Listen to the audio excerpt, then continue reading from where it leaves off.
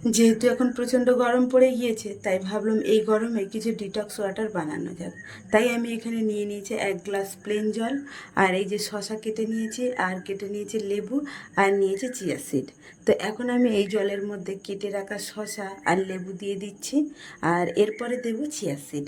আর এই যে আমার এখানে ছোট্ট কাঁচের একটা বোতলের মধ্যে চিয়া সিড রয়েছে, তো আমি এখন চিয়া সিড দেবো বলে বোতলটা খুলেছি। এবারে এই বোতল থেকে আমি 1 চামচ চিয়া সিড জলের মধ্যে দিয়ে দিচ্ছি। তো এই যে আমি এখন জলের মধ্যে চিয়া সিড দিয়েছি।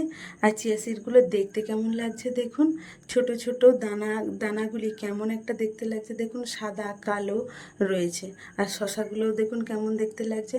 তো একটা চামচ দিয়ে এই চিয়া সিড আর শশা লেবুটাকে আমি ভালো করে জলের মধ্যে গুলে নেব। তো এখন আমি চামচ নিয়ে নিয়েছি, আর চামচ দিয়ে এখন এই যে চিয়া সিড আর শশাগুলো ভালো করে গুলে নিচ্ছি। তারপর এইটা আমি কিছুক্ষণ রেখে দেব। তো যেহেতু চিয়া সিডগুলো সবে দিয়েছি, এগুলো ফুলতে একটু টাইম লাগবে, তো তার জন্য আমি একে এখন আধ ঘন্টা রেখে দেব, দিয়ে তারপরে আমি এটা খাবো। তো দেখতে কেমন লাগছে দেখুন, গ্লাসের জলের মধ্যে চিয়া সিডগুলি ভাসছে। তো এখন আমি এই জলটাকে ঢাকা দিয়ে রেখে দিয়েছি, আধ ঘন্টা পর এই জলটা আমি খাবো।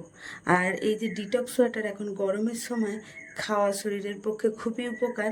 তো আধ ঘন্টা পর আমি এই যে চিয়া সিডগুলো ফুলে গিয়েছে, আর এখন আমি জলটা খেয়ে নিচ্ছি। যেহেতু প্রচণ্ড গরম পড়েছে, আর এই গরমের জন্য ডিটক্স ওয়াটার খুব ভালো, তাই এই ডিটক্স ওয়াটার বানিয়ে আমি এখন খাচ্ছি।